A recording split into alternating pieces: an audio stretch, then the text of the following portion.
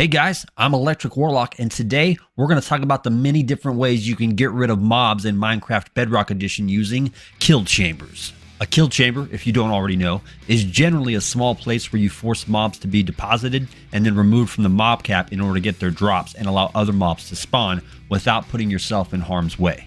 First kill chamber is for the early game, really the earliest game. When I start a new world, I like to rush to the nearest village, gather up the job site blocks, beds, and villagers all into one area, and kind of piecemeal an iron farm together as quickly as possible. This is the kill chamber I would use for that because it takes the least amount of materials and time to make. You only need a 1 block by 1 block space horizontally for the parts that will get rid of the mobs. To make this kill chamber, first you place a campfire in the hole where items dropped by mobs will go to be collected.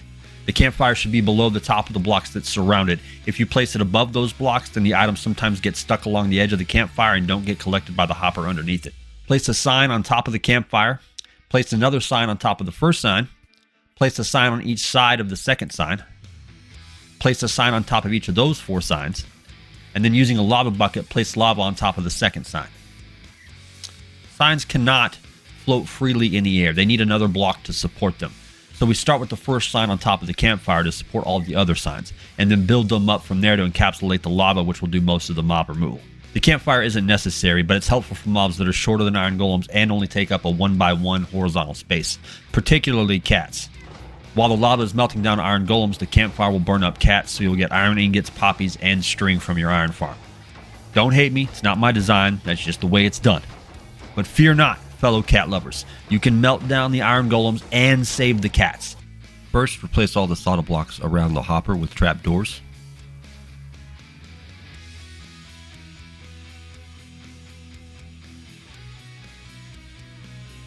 Then you'll build your lava supporting signs above the hopper. Place 1 sign here, another sign on top of that sign,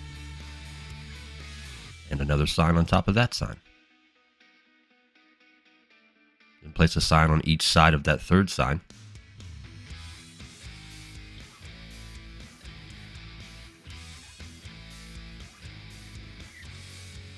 And then another sign on top of each of those 4 signs.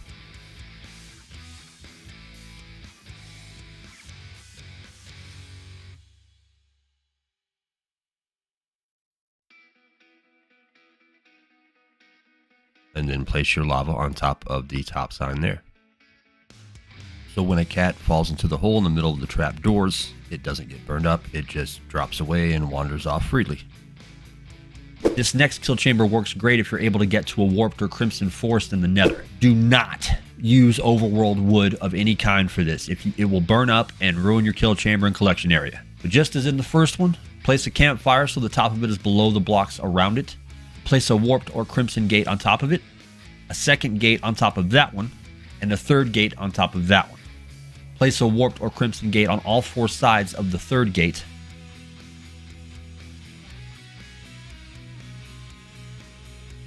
Remove the first and third gates. Using a lava bucket, place lava on top of the second gate.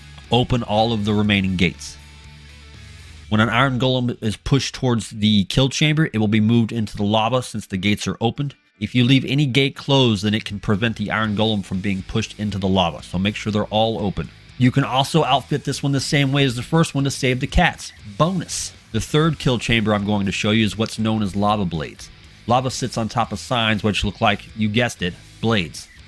The signs prevent the lava from flowing down, so when the lava burns up a mob, the mob's drops fall into the water and get pushed into the hopper instead of getting burned up by the lava. This one in particular is really good for melting down and cooking large mobs like iron golems and large slimes.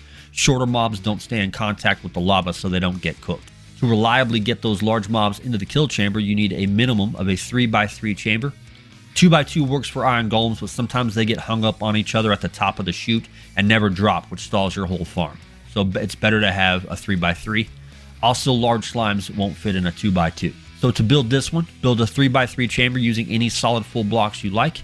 That's 3 by 3 on the inside. It'll be 5 by 5 if you're including the walls. I'm using glass just so you can see the action, but you can use any solid full blocks that you want. In one corner of the floor, place a hopper pointing its nozzle into a chest. On the top of the opposite corner of the floor from the hopper, place a bucket of water. Above the water on the wall, place a sign. Place another sign in front of that sign and add another sign in front of that sign. So you've got 3 signs in a row. Repeat that on the remaining 2 walls. On top of the middle sign, place a bucket of lava. Next up is the campfire kill chamber. It's real simple. Mobs dropping it onto the campfires, and the campfires cook them up or melt them down. The signs are optional. If you place 2 or more signs above a campfire, it stops the smoke from rising, so you have better visibility, and if you're running Minecraft on a potato, possibly less lag. This one can take out any mobs that are not fireproof. That's almost anything in the overworld. All of these kill chambers so far may give you some trouble with witches since they can drink fire resistance potions, but we'll get into some other options for them in a little bit. You want to burn up mobs even faster with this kill chamber, then use soul campfires instead of regular campfires.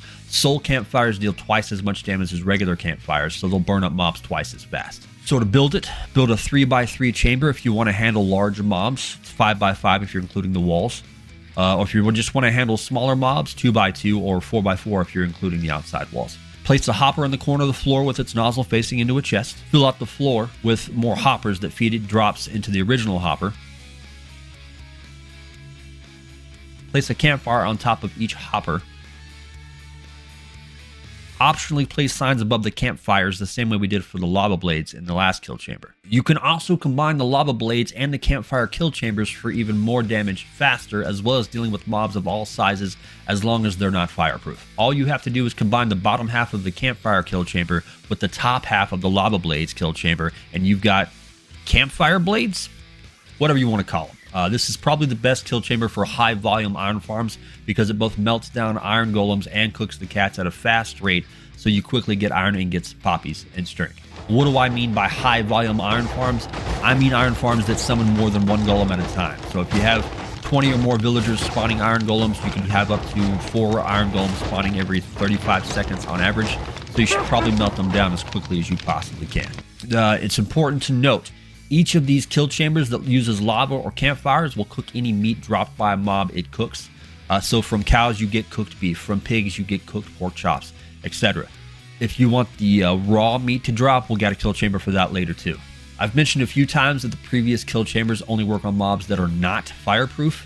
For the mobs that are fireproof, as well as mobs that aren't cold proof or ice proof, snowproof, whatever it's called, you can use powder snow. I would say this is the simplest kill chamber. This is also a very slow way to deal with mobs. It takes several seconds for the cold to start damaging them, and then once it does, it takes a while for that damage to be enough to end them. While that's not usually desirable, it can be useful if your farm is producing so many mobs and therefore drops that it's clogging your item transport or storage system. It's also helpful if you want some of the mobs drops, but just not a great abundance of them. The only mob I found this isn't good for is baby chickens. Their heads get a little bit in the snow, but not enough to trigger the freezing effect, but they'll eventually grow into adult chickens and then freeze, and that's better for drops anyway. Again, build a 3x3 chamber for larger mobs or 2x2 chamber for smaller mobs. Create a hopper floor leading into the chest like we did with the campfire kill chamber. On top of each hopper, place a slab. This is so that the small mobs like chickens touch the powdered snow enough to activate the freezing effect. Above each slab, place powdered snow. So this works because the hoppers can pull items from above campfires and slabs because the campfires and slabs are not full blocks, and a hopper can pull items from up to 1 full block's height above it. If you want those meaty mob drops, but you don't want them cooked, then this is a good option for you. Magma Blocks. Also, the powdered snow one works as well. The magma blocks will damage any mob that is not fireproof, but they will not cook their meat drops. So cows drop raw beef, pigs drop raw pork chops, etc. Since magma blocks are a full block in size, hoppers cannot pull items that are sitting on top of them, so we have to use a rail and a minecart with a hopper to do the collecting. To build it, again, 3x3 chamber for large mobs or 2x2 for small ones. In the corner of the floor, place 2 hoppers with their nozzles pointing into a chest. In the 2 opposite corners of the floor, you're going to place solid blocks. You'll fill out the rest of the floor with hoppers that will feed into the original hoppers, which goes into the chest. On the solid block next to the middle hopper, place a powered rail along with a powered rail on top of the middle hopper. Starting with the corner hopper, place regular rails in a serpentine pattern until you reach the corner opposite of the corner hopper. Place powered rails on the last hopper and the other solid block. Behind each powered rail, place a solid full block. On the outside of each solid full block next to a powered rail, place a lever. Turn each lever on. Place a minecart with a hopper on one of the powered rails next to a solid full block. it should start moving back and forth on the track. Enclose the rail and minecart with solid blocks. Above each rail, place a magma block. This is one of my favorites just because it's a little unconventional and it doubles as a food source. The Sweet Berry Kill Chamber. It even sounds cute. Mobs drop into the kill chamber, the water pushes them into the corner, and they push against the water. All that moving around causes them to get pricked by the sweet berry bushes, slowly wearing them down until they go poof. It's also helpful to drop a couple of foxes in there to both farm the sweet berries and help push the mobs around so they get damaged by the bushes as much as possible. This build is similar to the Magma Block kill chamber, but with some obvious differences. Build a chamber for the size of mobs you want to handle. Build the same collection system as the Magma Block kill chamber. Place grass blocks above the rails. If you don't have Silk Touch in order to dig up grass blocks, you can just build this farm around some patch of grass that already exists in the world. Place sweet berries on top of the grass blocks. Place signs above the sweet berry bushes just like we did in the lava blades and the campfire killer. Place a bucket of water above a sign in one of the corners. So when a mob moves in, they drop in there, the water pushes them, they get damaged by the sweet berry bushes, the foxes will move around and push them around as well, getting them also damaged by these sweet berry bushes that way. This is also a slow killer. Any mobs that drop food, it'll be the raw form, and the foxes are farming sweet berries for you. And then there's the famous Trident Killer, Bedrock Edition only.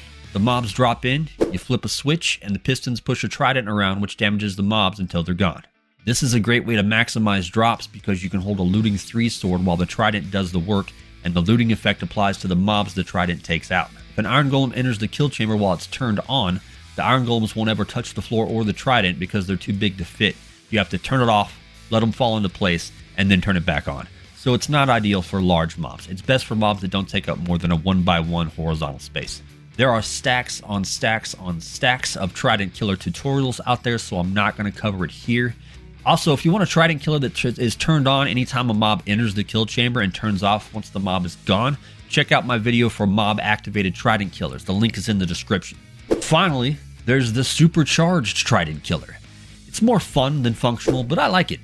It's a traditional Trident Killer, but the floor is Magma Blocks for a little added damage, and the Trident is enchanted with channeling, so when there's a thunderstorm, the mobs get struck by lightning. Let's watch! Be careful not to stand too close if you're building this. The lightning blast has a radius that can hurt. You want to step about a block back from the outer edge of the Trident Killer. That's 8 different kill chambers for dealing with the variety of mobs in Minecraft, plus a couple of combinations to ramp up the process. There's also a few other combinations you could try. Feel free to experiment and figure out what works best for you, and let me know in the comments how it does work out for you. Which one is the best really depends on your needs, so that's up to you. Let me know what you think in the comments, slap that like button, and remember to subscribe.